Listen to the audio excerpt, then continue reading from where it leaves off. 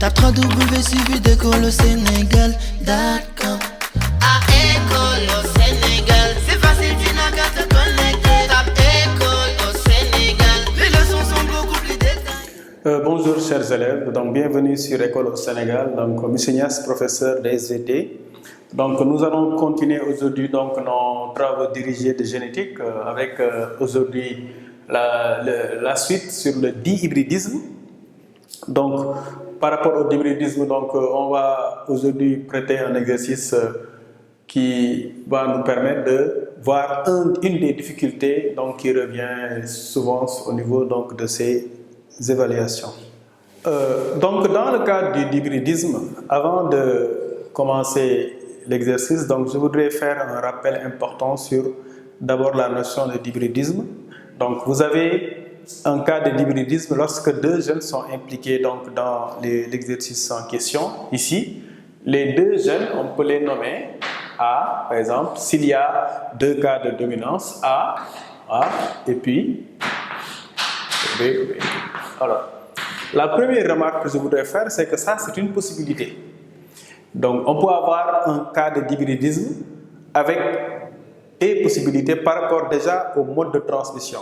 Ici, je prends le cas le plus classique où vous avez deux gènes, chacun avec un allèle, là un allèle dominant, petit a l'allèle récessif, ici un allèle dominant, petit a un allèle récessif. Je précise que dans le cas du dihybridisme, on aurait pu avoir un cas de codominance sur l'une des couples d'allèles, l'un des couples d'allèles, et un autre cas de dominance simple.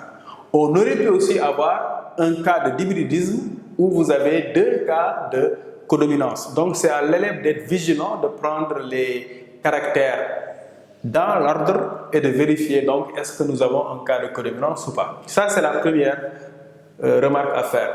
La deuxième remarque, c'est qu'il y a également des possibilités par rapport à la localisation. Donc la première, c'est qu'on peut avoir deux gènes autosomaux. Deux gènes qui sont autosomaux.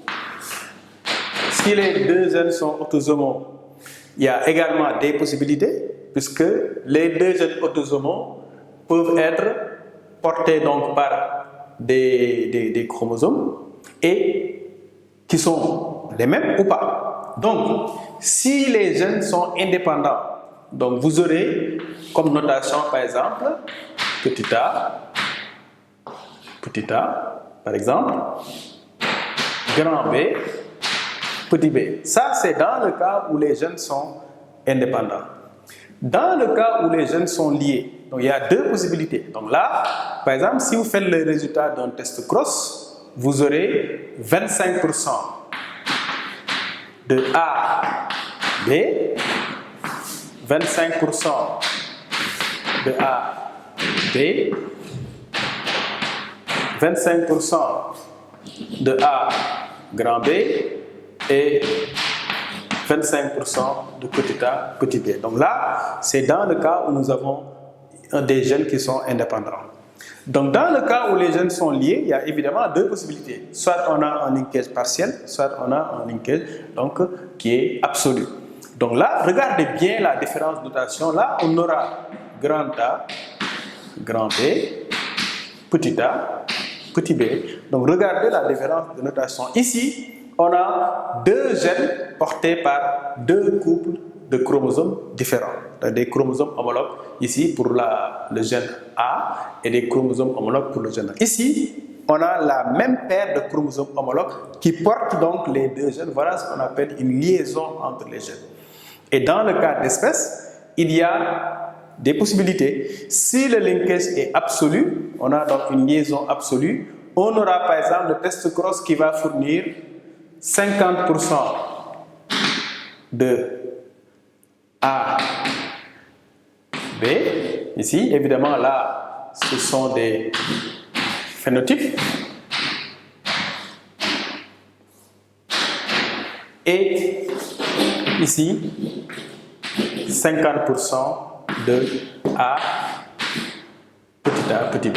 Donc voilà les résultats. Dans le cas où on a une liaison absolue. Dans le cas où on a une liaison partielle, c'est la même notation. Sauf que là, il y aura, grâce au phénomène de crossing over, l'apparition de ce qu'on appelle des phénotypes recombinés. Ça, ce sont les phénotypes parentaux, donc grand A, grand B et petit a, petit b. Et bien, les recombinés, ce sera grand A, petit b et petit a, grand B. Donc ça, c'est dans le cas où les deux gènes sont autosomaux. Mais il y a une deuxième possibilité, c'est les deux gènes sont gonosomaux. Là aussi, les élèves doivent s'attendre à cette possibilité. Quand les deux gènes sont gonosomaux, ça veut dire qu'ils peuvent être portés par X, tous les deux, ou bien par Z, parce que là aussi, cela dépend de l'animal. Si vous travaillez par exemple avec un oiseau, nous avons vu que chez les oiseaux, donc c'est le mâle qui est homogamétique Z de Z, la femelle étant hétérogamétique Z de W. Sachez que autant on peut avoir un gonosome ici qui porte à un autosome qui porte donc AB, autant on peut avoir un gonosome ici qui va porter grand A et grand B. Si c'est la forme donc ZW ou bien X, grand A, grand B dans le cas. Donc ces possibilités-là doivent être assimilées par l'élève. La dernière possibilité, c'est lorsque vous avez deux gènes dont l'un est autosomal et l'autre gonosomal. Dans ce cas aussi, les élèves doivent assimiler la notation.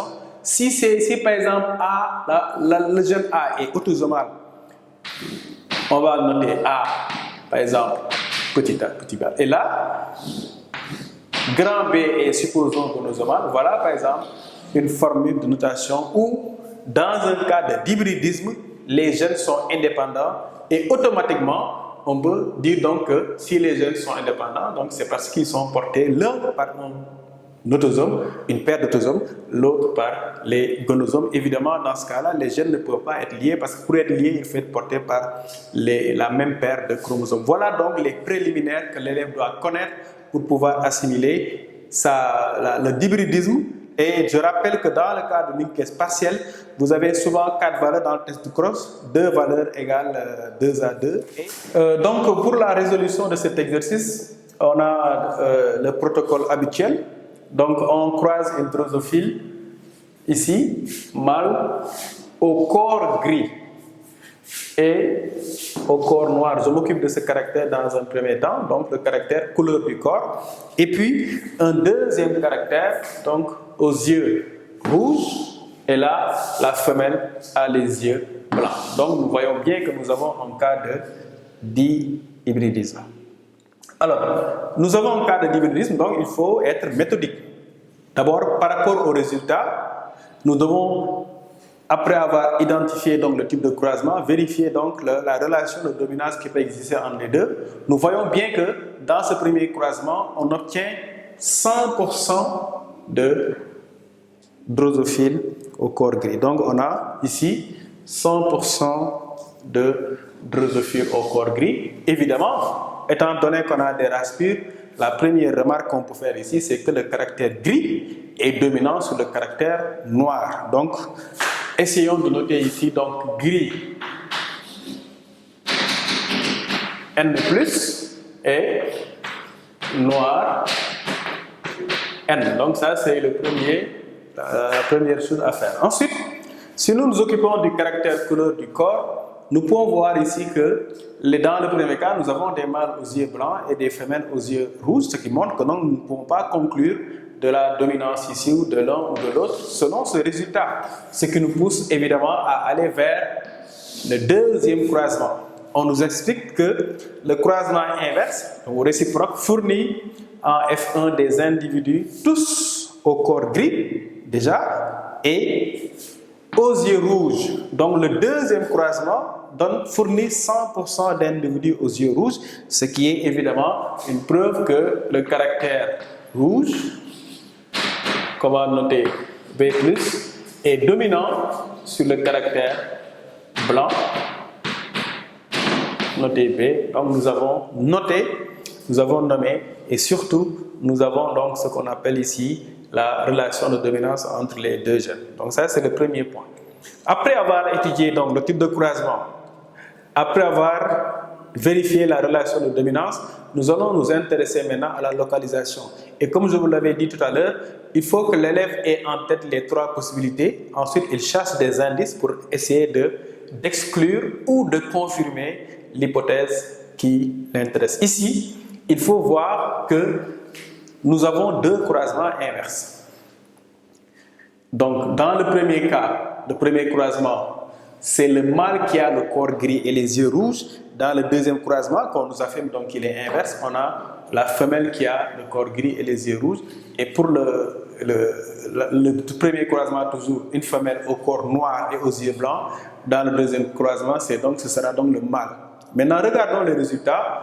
Dans le premier cas, les résultats du croisement donnent des individus qui ont tous le corps gris. Dans le deuxième croisement également, on a des individus qui ont tous. Donc, vous voyez ici, la technique, c'est de séparer les caractères, de les considérer un à un.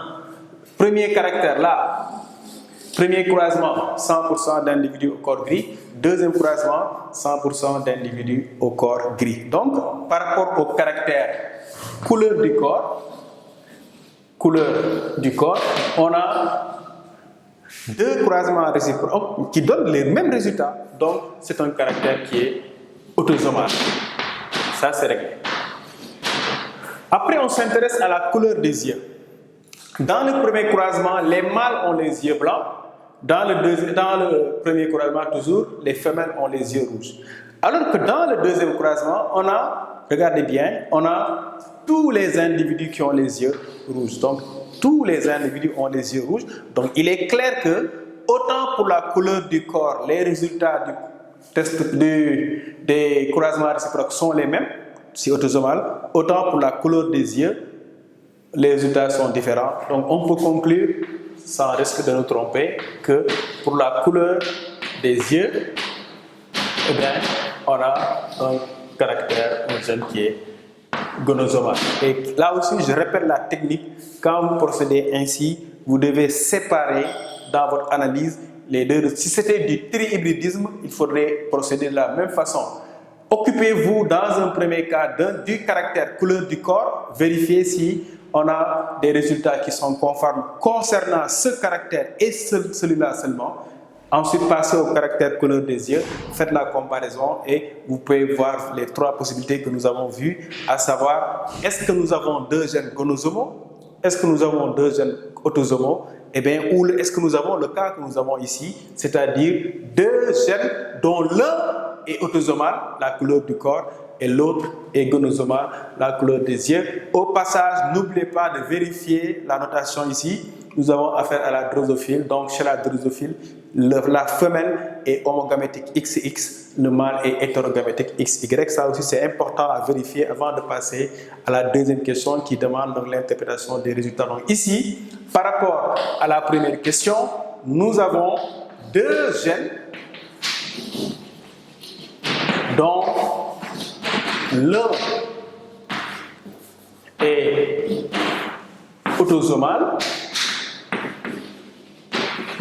Il s'agit de N plus N et l'autre gonosomal.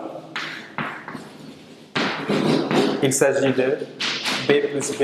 N'oubliez pas que dans le cas d'une évaluation, cette affirmation donc, doit être justifiée par les résultats. Il faut préciser que nous avons affaire à 2 croisements réciproques qui donnent les mêmes résultats pour la couleur du corps, caractère autosomal donc, mais des résultats différents pour la couleur des yeux, donc caractère qui est gonosomal.